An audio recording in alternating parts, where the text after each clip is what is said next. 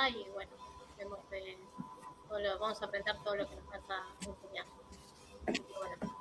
Bueno, no, el gusto es mío, la verdad que ustedes me hayan invitado. Vamos a tratar de hablar un poco de este tema. Yo quiero aclarar, yo no soy especialista en nutrición, yo hago seguimiento y lo que traté de hacer es más o menos buscar qué es lo que teóricamente se recomienda según las normas internacionales con respecto al tema de la nutrición. A ver si puedo compartir un poquito la pantalla, si me deja. Yo quiero aclarar esto. Todos los que hacemos seguimiento, digamos, buscamos y acomodamos, digamos, todo con respecto a nuestros pacientes, ¿no? A veces no hay una normativa general, o lo hay, pero no se ajusta a cada paciente. Entonces, lo más importante es eso, ¿no? O sea, ajustar, dar indicaciones, dar normativas y después cada uno lo va adaptando a sus pacientes. Para que se entienda por qué. Claro. ¿No? ¿Ahí se está viendo o no? Sí, sí. A ver si querés ponerlo como en pantalla. Si ahí lo ponen en pantalla completa, a ver si va. Si lo puedes pasar. Ahora sí se ve. Perfecto. ¿Se ve en pantalla completa? Sí, yo me silencio. Bueno. Dale. Bárbaro. Bueno, como decíamos, bueno, la idea, el tema que a mí me propusieron fue crecimiento postnatal y evaluación nutricional, ¿no? Sobre todo en los recién nacidos de alto riesgo. Obviamente que lo que vamos a abordar principalmente, en este caso, van a ser los prematuros. Esto más que nada, yo quería aclarar que mi idea fue abordarlo más que de nada en una perspectiva de tipo integradora, no como un dato antropométrico aislado, sino como un proceso que sabemos que es de tipo biológico, que condiciona sobre todo el neurodesarrollo y la salud metabólica futura de ese recién nacido. Y esto no lo digo yo, hay grandes especialistas del tema, como el doctor Nicolás Embleton, que ha dicho, por ejemplo, que el crecimiento temprano es un determinante mayor de resultados a largo plazo. Por eso es la importancia que tiene este tema con respecto a los recién nacidos prematuros. Y esto, ya yendo a la segunda imagen, cuando hablamos del crecimiento del prematuro, hablamos de que eso va a definir el futuro. Y hay otra cosa que es importante, que nosotros tenemos que tener en cuenta, que el crecimiento es una programación de tipo biológica.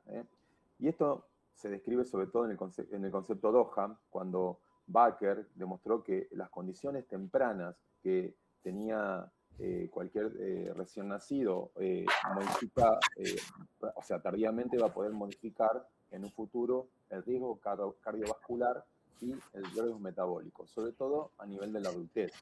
Esto quiere decir que lo que nosotros se provoca en ese proceso que está en el crecimiento de un órgano que es totalmente inmaduro, de un sistema que es inmaduro, no solo va a repercutir ahora, que es lo que nosotros siempre nos preocupamos con respecto a la sobrevida y a la morbilidad inmediata de los prematuros, sino en el futuro, sobre todo a nivel de la edad adulta.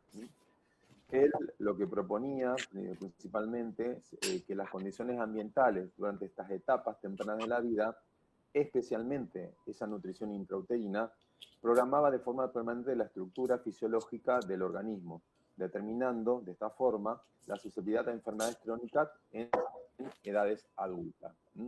Y esto se basa principalmente, es una teoría que lo planteó, y más que nada en algunos puntos. Por ejemplo, que el feto realiza algunas adaptaciones biológicas cuando el ambiente es adverso, ¿no? Como, por ejemplo, una nutrición materna. Esto está por eso siempre cuando hablamos de la importancia que tiene los controles del embarazo y el crecimiento, o sea, no solamente el crecimiento del bebé, sino la nutrición de la mujer durante el embarazo, eso va a influir, porque si esas condiciones no son las adecuadas, ese niño va a hacer algún tipo de adaptación para, más que nada, tener una supervivencia de tipo inmediata. Pero también Baker lo que encontró fue que relacionó directamente que el bajo peso al nacer tenía mayor riesgo de enfermedades cardiovasculares, hipertensión y diabetes tipo 2 décadas después. Y esto él lo probó. ¿Me pueden apagar los micrófonos, por favor? Porque se escucha todo y no se escucha al docente. Vale, no hay problema. Pueden apagar los micrófonos, cerrarlos. Gracias. Bien. Y esto él lo observó cuando en Inglaterra, en una ciudad muy, o sea, una ciudad típica de allá, en que había personas entre los 40 y los 50 años que empezaron a tener como una epidemia de problemas cardiovasculares. Cuando empezó a ver cuál era la causa, se encontró que muchas de estas personas habían nacido en un año que en ese lugar había habido una hambruna bastante importante. Es decir, que las madres que habían tenido esos bebés habían tenido alguna restricción en su alimentación. Y eso es lo que él creó como esta teoría de pensar de que lo que pasaba en el embarazo de esa mujer, que esa mujer estaba malnutrida, era lo que generaba en el futuro que estas personas, cuando ya llegaban a edad adulta, tuvieran esta incidencia de problemas cardiovasculares. Entonces, la teoría que él dijo es que estas enfermedades no dependen únicamente de la genética, sino también va a depender del estilo de vida de adulto, pero hay un papel crítico, bien que siempre hablamos del medio ambiente, lo que tiene que haber y demás, pero hay un papel crítico sobre todo en los primeros 1000 días de vida, que es ahí cuando, recuerden que dentro de los 1000 días de vida están incluidos los 9 meses del embarazo. Entonces, todo lo que sucede en ese momento es lo que por ahí puede en un futuro generar algún tipo de complicación y sobre todo relacionado con es lo que se basa principalmente el concepto de Doha. Entonces, ¿cuál sería el problema que tenemos? ¿No? Tenemos que hay un 50, un 80% de prematuros que van a tener, o sea, por su condición, crecimiento subóptimo y esto va a impactar a nivel neurológico y metabólico. Y esto se ha observado en un montón de cortes europeas como latinoamericanas y refleja las limitaciones en el soporte nutricional y en la fisiología del prematuro. Por eso se está haciendo tanto hincapié con respecto a cómo nutrir a estos chicos. ¿Y esto por qué va a importar? Porque el crecimiento de un feto, ¿no? O de ese recién nacido prematuro, va a impactar en distintas estructuras. Por ejemplo, a nivel del neurodesarrollo, a nivel de la programación metabólica, y esto, en cierta manera, va a quedar, está demostrado, sobre todo esto lo demostró Belfort en un artículo en el año 2011, donde demostró que el crecimiento los primeros meses se correlaciona sobre todo con el coeficiente intelectual en la infancia. Y esto tiene mucho que ver con el tema de la nutrición y de la calidad de nutrición que van a tener estos recién nacidos. Por eso, bueno, los objetivos, más que nada que se me planteó para darles un poco esta clase, es centrarme principalmente en evaluar el crecimiento, interpretar las curvas de crecimiento, aplicar lo que se llama la edad corregida, que ahora vamos a explicar de qué se trata, y cómo manejar el catch-up. Y esto, bueno, ya lo vamos a desarrollar por este tema de cuándo nosotros tenemos que pensar que está bien que el chico crezca o no, y cómo tiene que crecer. Entonces, si vamos a las bases fisiológicas, si hablamos de un crecimiento ideal, el estándar fisiológico del crecimiento intrauterino, tengamos en cuenta que ese crecimiento es continuo, ¿no? Así por un lado, el feto recibe un constante nutriente y esto, o sea, una cosa es lo que pasa en la vida intrauterina, pero una vez que ese recién nacido nace y es prematuro y es inmaduro, deberíamos replicar esa constancia o ese flujo de nutrientes que tenía, si eran ideales dentro de la madre, se tendría que replicar fuera también. Y ahí está el problema, ¿no? Que es lo que por ahí es lo que más cuesta. Entonces, la realidad que tenemos es que el prematuro cuando nace va a tener un estado catabólico inicial. Y eso se debe porque ya tiene un déficit nutricional que está acumulado. Y por otro lado, recordemos que la enfermedad, o sea, todas las complicaciones que va a tener este recién nacido, va a aumentar ese catabolismo. Por lo tanto, una vez que si este chico ya nació con bajo peso o no, lo que se va a enfrentar después del nacimiento va a ser que ese peso va a seguir bajando. O sea, es un desafío bastante importante. Y esto se debe principalmente, que lo que se trabaja un montón con el tema del déficit calórico que recibe, sobre todo en los primeros días, los primeros meses de vida por las complicaciones, el estrés inflamatorio al que está sometido las distintas intervenciones que este chico va recibiendo y aparte todas las morbilidades, y obviamente todas las morbilidades que están asociadas a la prematurez. Entonces, en general, estos recién nacidos, muchos de ellos van a tener retardo de crecimiento intrauterino y esta vez tiene una prevalencia muy alta. Ustedes van a ver que son pocos los recién nacidos prematuros que tienen peso adecuado para la edad gestacional. Hay un alto porcentaje que van a tener un bajo peso. Y eso es consecuencia de ese desbalance, o sea, de la adaptación que van a tener en la vía intrauterina. Y esto no solamente, esta asociación de prematurez con bajo peso tiene un peor pronóstico con respecto a todas las consecuencias, ya sea tanto a corto como a largo plazo. Una manera de explicar esto es que no es solamente que falte aportes, sino que por la inmadurez que tienen estos recién nacidos o por estos mecanismos que hicieron a nivel intrauterino, son incapaces de utilizar los nutrientes en formas eficientes. Esto más que nada, si ustedes leen los artículos de Nicholas Hambleton, van a encontrar que hay mucho con respecto a esto. Entonces, los chicos van a ser ya por la prematurez, pero aparte de esto se le va a sumar el bajo peso y ese mismo bajo peso va a generar, por esta adaptación que tuvieron a nivel de la vía intrauterina, a las condiciones que no eran las adecuadas, a que tengan un peor pronóstico. Entonces, cuando hablamos de definiciones clásicas, siempre pensamos en el peso que, o sea, el percentilo por debajo del 10 habla de bajo peso. Pero esto no es solamente, porque que un recién nacido esté por debajo del P10 no va a reflejar la dinámica del crecimiento. O sea, hay que tener en cuenta otras cosas. Entonces, en las definiciones actuales, lo que se tiene en cuenta para definir el tema de cuál es la importancia que tiene ese bajo peso en ese recién nacido está determinado por el Z-score. El Z-score lo que permite es evaluar la desviación del patrón esperado. Es una medida estadística que indica cuántas desviaciones estándar este recién nacido se va a alejar del peso, talla o índice de masa corporal con respecto a la mediana con referencia a la edad de otro niño, ¿no?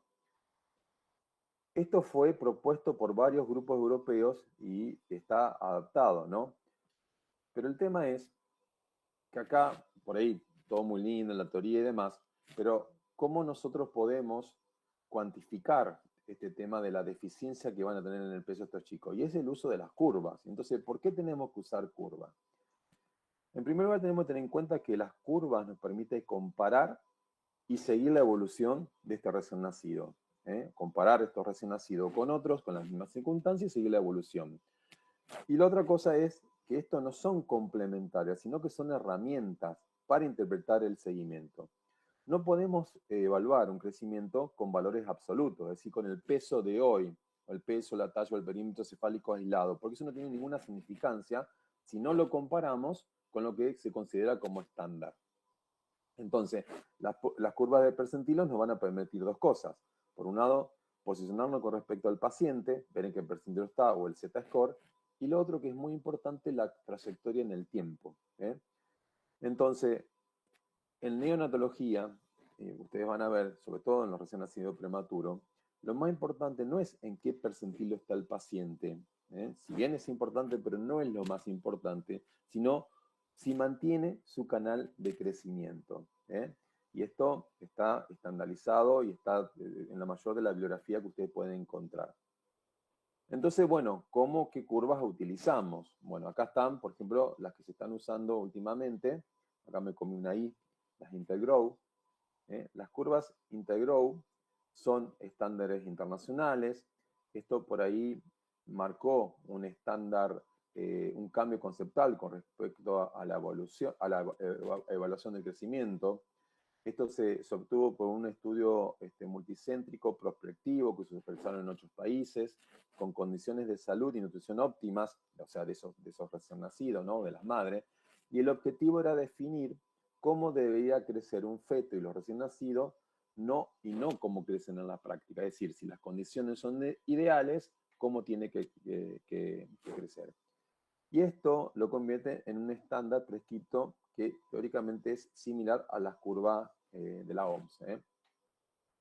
Lo importante que tiene el Intergrow nos permite identificar desviaciones patológicas reales y no simplemente variaciones poblacionales. Pero, ojo, que también tiene algunas críticas.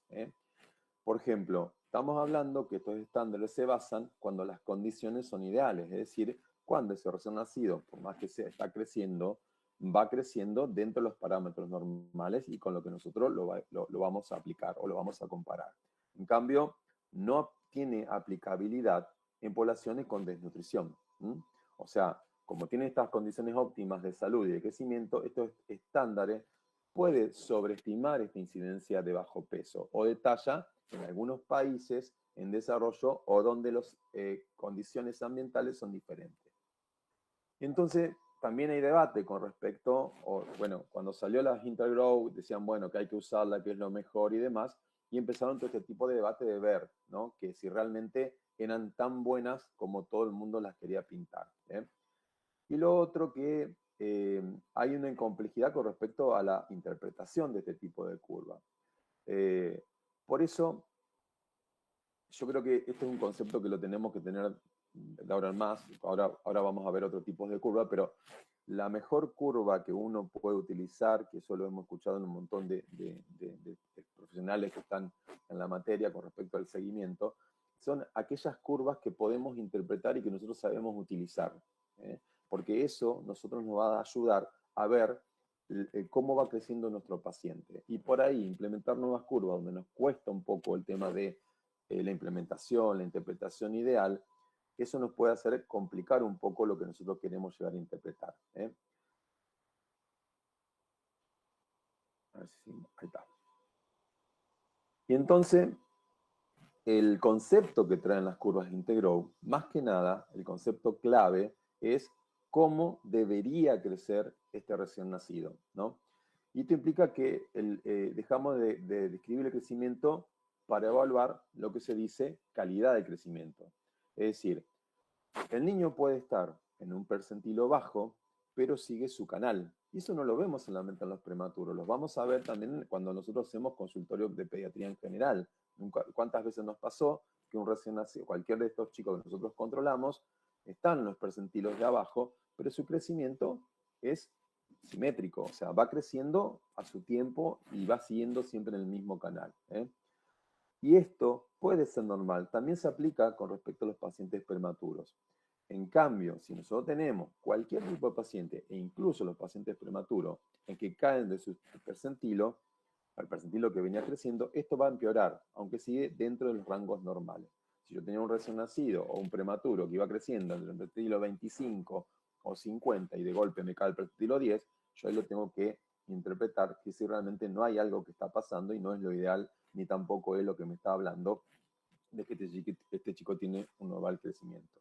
Entonces, yo creo que acá la frase clave que tenemos que grabarnos, que el problema es no es dónde está, sino a dónde vamos con respecto al crecimiento. Y otra pregunta con respecto a la Intergrow, ¿hasta cuándo se tienen que usar? O sea, ¿hasta cuándo está determinada? Las curvas Intergrow para prematuros se utilizan hasta las 64 semanas de edad postmenstrual. Luego de esa semana, nosotros tenemos que cambiar a otras curvas, que generalmente lo que se utilizan son las curvas OM. ¿Y esto por qué? Porque permite cubrir en estas 64 semanas, que serían el periodo crítico del crecimiento postnatal temprano. Por eso que lo que se recomienda usarla hasta ahí. Después tenemos, que creo que son las más conocidas por todos nosotros, que son las curvas de Fenton. Las curvas de Fenton han sido ampliamente utilizadas por nosotros en neonatología. Que tengamos una cuenta es que estas curvas son descriptivas, que se utiliza en la unidad de cuidado intensivo neonatales, se construye a partir de estudios transversales de recién nacidos prematuros, lo que significa que describe cómo nace, pero no describe cómo debería crecer. Y esto por ahí la diferencia que podemos plantearle con respecto a las curvas de las otras curvas que estamos hablando recién, es que no representa un crecimiento longitudinal ni las condiciones óptimas. Este chico creció acá y el seguimiento lo vamos a hacer acá. Igual siguen siendo muy útiles las orientaciones natales, pero debe interpretarse con cautela y no reemplazar algunos estándares de tipos descriptivos. Eso es lo que dice la mayoría de la bibliografía. Y después tenemos lo que se llaman los errores frecuentes. Sí. Ahí está. Con respecto a los errores frecuentes que podemos llegar a tener, usar las curvas incorrectas. Por eso nunca vamos a usar, en el caso de chicos que son prematuros, las curvas que no sean las Integral Fenton o vamos a usar las curvas OMS. Porque esas, en realidad las curvas OMS son importantes porque la podemos empezar a utilizar más que nada desde el término, desde que los niños ya están en estado de término. Pero en realidad, tengamos en cuenta que las curvas son OMS, lo que va a determinar representa el crecimiento en las condiciones ideales de niños sanos alimentados con lactancia materna. O sea que no serían estos chicos, porque muchas veces estos chicos no se alimentan de esa manera y obviamente no son sanos. Igual, tengamos en cuenta que las curvas OMS son de estándar global desde término hasta los 5 años. Por eso lo que se plantea, si uno dice qué curva tengo que usar, yo tengo que usar de las curvas Integral hasta las 62 semanas y ahí pasar a la OMS, porque ambos van a ser estándares descriptivos. Eso lo van a encontrar en bastante bibliografía. Bueno, y un error que es frecuente, antes de pasar a esto, sí, es que o sea, usemos curvas que son totalmente incorrectas o mezclar curvas. Por ejemplo, usar los OMS en prematuros sin corregir la edad. O usar Fenton más allá del periodo adecuado. Lo considera que Fenton en realidad habría que usarlo dentro del UCIN y no después de esto. En general el problema es que si usamos distintos tipos de curva, esto lo que puede dar es diagnóstico erróneo y decisiones nutricionales inapropiadas. O sea, esto podría llegar a un error clínico. Bueno, y después vamos a hablar un poquito de qué es la edad corregida. La edad corregida, ustedes saben que es el concepto central para interpretar cualquier parámetro de los prematuros. Y la edad corregida es la edad cronológica menos la edad de prematurez. Ustedes saben, o si no lo saben, que la edad corregida se determina de acuerdo a lo que nos falta, o sea, la edad gestacional que nace el chico y las semanas que nos falta para llegar a las 40 semanas. Se considera que un recién nacido es a término, o en realidad no sería término, sino que está completamente maduro a las 40 semanas. Y el tema que la edad cronológica lo que nos va a reflejar es la edad biológica que tiene este recién nacido, que tienen los prematuros. Y lo otro es importante porque el desarrollo neurológico y el crecimiento de estos chicos van a seguir en forma concepcional, no de acuerdo a la fecha de nacimiento, sino de acuerdo a la edad corregida. Por eso, sobre todo la Sociedad Americana de Pediatría, hace años que lo viene pregonando, y hace nosotros en neonatología lo usamos muy frecuentemente. Entonces, un ejemplo, si nosotros tenemos un prematuro que tiene 32 semanas y está evaluado a los 4 meses, en realidad ese chico le faltó 8 semanas llegar a las 40 y por lo tanto, en realidad, si hablamos de edad biológica, tiene 2 meses. Esto nos sirve, ustedes saben muy bien, que si evaluamos un recién nacido para ver el tema del neurodesarrollo a los 4 meses y no tenemos en cuenta su edad corregida, vamos a sobrediagnosticar trastornos en el desarrollo. Y lo mismo nos pasaría también con el peso. O sea, la edad corregida también va a cambiar la interpretación de lo que hablamos de clínica de este recién nacido. ¿Y hasta cuándo tenemos que utilizar la edad corregida? Bueno, en general, ustedes saben que se recomienda seguir hasta los 2 años. Y hay alguna bibliografía que habla que en los recién nacidos extremadamente prematuros habría que seguir hasta los 3 años. ¿Y por qué se toman en cuenta estas edades? Porque se considera que a esa edad, esos recién nacidos ya tienen que haber hecho el catch-up neurológico como de peso con respecto a los recién nacidos de la misma edad cronológica. Por eso es que se tiene hasta ahí. Se trata de seguir hasta ese momento. ¿Y qué errores podemos tener frecuente? Si nosotros no corregimos la edad corregida, sobre todo cuando evaluamos la nutrición, vamos a sobrediagnosticar desnutrición. Y eso va a generar intervenciones innecesarias. Por lo tanto, y una de las consecuencias mayores que hay es la sobrealimentación, el sobreaporte de nutrientes, que eso puede contribuir, que ahora vamos a desarrollar un poquito más adelante, a un riesgo de tipo metabólico. Todas las alteraciones que puede llegar a tener. Entonces, siguiendo cuáles son los parámetros antropométricos que tenemos que utilizar para evaluar estos recién nacidos, como siempre, peso, talla y perímetro cefálico. Ningún periodo aislado define el estado nutricional. Es importante tener los tres parámetros para poder llegar a hacer ese tipo de evaluación. ¿Qué pasa con el peso? El peso, para tener en cuenta, es un indicador dinámico y es el más sensible, pero también es el más inespecífico. ¿Y esto por qué? Porque ustedes saben, sobre todo en los prematuros y sobre todo cuando están en la unidad de cuidados intensivos neonatales, que ese peso puede tener grandes variaciones por el estado de hidratación o la ingesta, o cualquier tipo de cuestiones que nosotros hagamos dentro de la neonatología. Entonces, por eso es un indicador sensible, pero también es inespecífico. ¿Y qué tenemos que interpretar? Y como dijimos anteriormente, los cambios que pueden llegar a tener. Si tiene más déficit, tenemos problemas de que este chico aumenta muy rápido, también va a tener riesgo. O sea, no tenemos que lograr que ese chico crezca, o sea, tenga una deficiencia y que no llegue al peso que nosotros queremos, pero tampoco tenemos que acelerar ese crecimiento, ese aumento de peso, porque eso es lo que nos va a generar después son distintos tipos de complicaciones. Y esto está claramente ya planteado en un montón de guías nutricionales neonatales y de prematuro. Es tan importante el déficit, el crecimiento lento, como morbilidad, como el crecimiento rápido. ¿Y con qué frecuencia tenemos que hacerlo?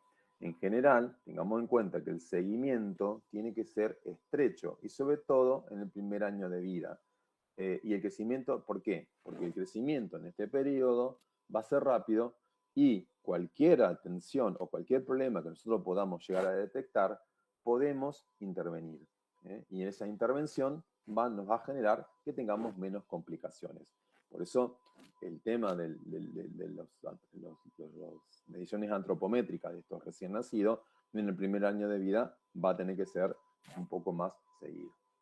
El otro parámetro es la talla. La talla, como ustedes saben, me va a hablar el crecimiento crónico o el crecimiento estructural a largo plazo. El tema de la talla es que es menos sensible a cambios agudos, pero nos representa el estado nutricional crónico. Todos sabemos que cuando la talla está alterada, y ni hablar en lo recién nacido prematuro, esto me está hablando que este chico está teniendo o tuvo un déficit crónico. Y eso obviamente es un factor de riesgo bastante importante. Y el crecimiento de la talla va a depender principalmente de dos factores. De la nutrición, sobre todo por el aporte proteico mineral, y de las enfermedades óseas, o sea, del déficit de calcio y de fósforo. Por eso tenemos tanto controlar el tema de estas deficiencias en estos recién nacidos y obviamente estos chicos van a tener aportes especiales. La otra cosa que es importante con respecto a los parámetros de crecimiento es el perímetro cefálico.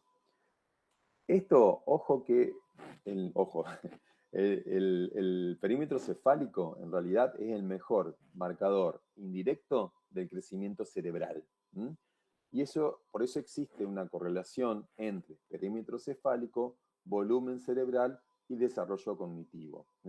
Y esto ya lo vienen hablando mucho, hay un investigador como Belfort que mostró que una asociación entre crecimiento temprano y rendimiento cognitivo posterior. Por eso es tan importante también la medición del PC. ¿Y cuándo nos tenemos que alertar cuando medimos el PC? Una caída significativa del perímetro cefálico o una desaceleración del crecimiento, eso es una señal de alarma. Por eso siempre lo tengo que hacer en forma periódica. Y esto más que nada me hace pensar que este paciente puede tener un déficit nutricional o principalmente también que esto va a generar o que tiene una patología de tipo neurológica. Por eso es tan importante el tema de la medición del perímetro cefálico. Y una cosa que me parece importante definir. El perímetro cefálico es el marcador más importante, o sea, con respecto al crecimiento cerebral. Y esto es una prioridad en el prematuro. Recuerden que este perímetro también va a tener que tener un catch-up, porque obviamente ese perímetro cefálico en un niñito prematuro va a ser mucho menor que un recién nacido de término. Por lo tanto, tenemos que definir la recuperación del crecimiento que tiene que ser en los canales que son de tipo adecuados. ¿Y qué es el catch-up? El catch-up se define como la recuperación del crecimiento hacia un canal esperado para la edad y el potencial genético que tiene ese recién nacido. Por eso, nosotros no tenemos que ver que esto que nosotros estamos tratando de hacer con respecto a la nutrición se logre, que ese chico llegue a su potencial genético y el canal, o sea, que llegue también a su peso, su talla y su perímetro cefálico de acuerdo a lo que sería de acuerdo a su edad cronológica. Y antes de seguir con el tema de los beneficios, pensemos que no es simplemente, cuando hablamos de catch-up, aumentar de peso. Es recuperar esa trayectoria del crecimiento que el niño en algún momento, por su prematurez o por alguna enfermedad, lo perdió. Y esto implica un cambio positivo con el Z-score, no solo un aumento de tipo absoluto. Y esto hay que ver que obviamente hay que tratar de hacer una diferencia, que ese catch-up sea de tipo normal y que no sea un crecimiento compensatorio fisiológico o que sea un crecimiento acelerado patológico. ¿Qué beneficio va a tener el catch-up? O sea, si el catch-up es el adecuado, ¿no? Obviamente que va a mejorar el neurodesarrollo. En los primeros años de vida tiene un impacto directo con respecto al neurodesarrollo. El cerebro del prematuro está en una etapa crítica de crecimiento. En la disponibilidad de nutrientes y el crecimiento somático de estos chicos acompañan a la maduración nutricional, a la maduración cerebral. Por lo tanto, si tenemos deficiencia, obviamente que lo que más se va a afectar es este crecimiento. Otra vez, Belfort fue el que mostró que el crecimiento en los primeros meses, especialmente el perímetro cefálico, se asociaba a mejor rendimiento cognitivo en la infancia. Y tengamos en cuenta que no lograr un catch-up implica un riesgo de déficit cognitivo. Pero también, ojo, porque el catch-up en forma excesiva, o sea, no todo el catch-up es beneficioso. Si nosotros ocurre ese catch-up en forma rápida y con predominio de la masa grasa, se produce una programación metabólica inversa. Entonces vamos a tener hiperinsulinismo, adiposidad visceral, y esto no va a generar obesidad y obviamente todo lo que son trastornos de tipos metabólicos, que va relacionado con los procesos inflamatorios crónicos o subclínicos. Entonces, el concepto moderno que nos dice que el catch-up tiene que ser controlado. El paradigma actual es bien claro, o sea, no buscamos un crecimiento rápido, pero buscamos un crecimiento de calidad. ¿Y qué significa que sea de calidad en el recién nacido prematuro? Que la grasa magra sea mayor, que el crecimiento cerebral sea adecuado y que tenga menos acumulación de grasa. El objetivo en ese equilibrio no solamente es por el riesgo metabólico, sino que implica también todo lo que tiene que ver con el neurodesarrollo. Y por eso hay un mensaje que es clave, que el crecimiento debe ser adecuado, pero no máximo. El error más frecuente que vamos a tener cuando pensamos en el catch-up es forzar ese crecimiento con las estrategias, por ejemplo, de hacer fórmulas hipercalóricas, sin ningún tipo de control. Obviamente me va a aumentar rápidamente el peso, me va a llegar el catch-up que yo veo, pero eso me va a generar un problema, porque me va a aumentar la grasa corporal. Por eso las gráficas no son lo único, porque si este chico lo grafico en una curva, en el percentilo que me va a dar, va a estar mejor, pero va a empeorar la calidad de ese crecimiento. El niño puede estar mejor en la curva, pero va a empeorar en su fisiología y por lo tanto va a tener complicaciones a largo tiempo. Y si cuando hablamos de nutrición tenemos que hablar que la nutrición tiene que ser una evaluación integral. Y esto se logra mediante los componentes, como ya dijimos, la medición de la antropometría, determinar la velocidad de crecimiento, ver el tipo de alimentación, que es la dieta principalmente, y la velocidad de crecimiento. Y esta evaluación es dinámica, o sea, no es una foto. Por eso es importante no tomar decisiones con una sola foto, con un solo dato. Hay que tener todos los datos y ver la trayectoria que tuvo este recién nacido para poder ver cuál es la mejor estrategia. Y cuando hablamos de estrategias nutricionales, volvemos siempre a lo mismo, la lactancia materna es el estándar de oro en los prematuros. En muchos casos, o sea, si logramos cubrir que este chico prematuro con la lactancia materna tenga su crecimiento normal del que nosotros esperamos y que al mismo tiempo no tenga deficiencia, no es necesario ningún tipo de fortificación. Si esto pasa, es necesario sí fortificarlo, pero bueno, todos sabemos que muchas veces es bastante difícil de lograr este tema de los fortificadores en la leche, ¿no? Pero bueno, tener en cuenta estimular la lactancia y eventualmente usar fórmulas como para complementar. Pero volver al concepto de que la lactancia materna sigue siendo la base. Ustedes saben, no solamente con el tema de el crecimiento, sino también tiene que ver con el tema de la microbiota, las defensas y un montón de otras cosas. Y acá hay algo que me parece importante destacar. Sabemos que este recién nacido va a tener mayor requerimiento de proteínas, calcio y fósforo. Y que si es necesario, el no suplementar también puede ser perjudicial. Pero también el suplementar cuando no es lo ideal, o sea, no es lo que se necesita, también puede perjudicar a ese recién nacido. ¿Y qué pasa con respecto al seguimiento nutricional de estos chicos? El seguimiento tiene que ser continuo y adaptativo y tiene que tener un ajuste individual. O sea, cada niño es único, por eso yo tengo que ver, obviamente que hay normas.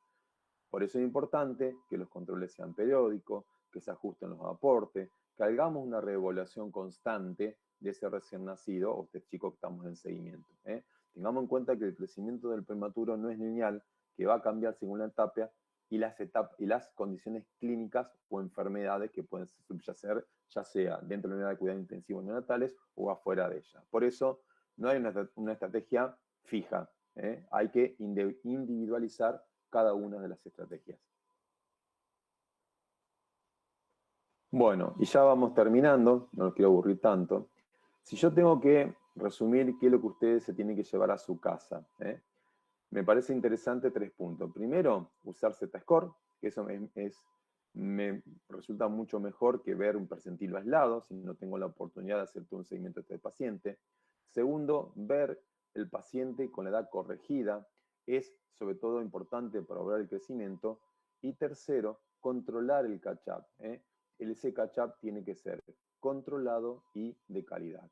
Estos 3 conceptos cambian completamente lo que nosotros hacemos en la práctica clínica. Y esto me parece que también se lo robé una frase al doctor Nicolás Embleton. Si usted tiene la oportunidad de seguirlo y escucharlo, aparte que sabe mucho, es una persona muy didáctica en los conocimientos que tiene y cómo lo transmite. Y entonces, él lo que dice también es que no se trata de crecer más rápido, sino de crecer mejor. El crecimiento del prematuro es mucho más que ganar de peso. Es un proceso biológico que impacta en el cerebro, en el metabolismo y en la salud futura. El objetivo, como dijimos, no es que crezca rápido. Y eso depende en gran medida de nuestras decisiones clínicas. Bueno, esta es la bibliografía, si ustedes quieren después para leerla, son artículos que están muy importantes. Dentro de la bibliografía también recuerden que está el libro de seguimiento de Alcemneo, que está dentro de nuestra página, y muchas gracias por su atención.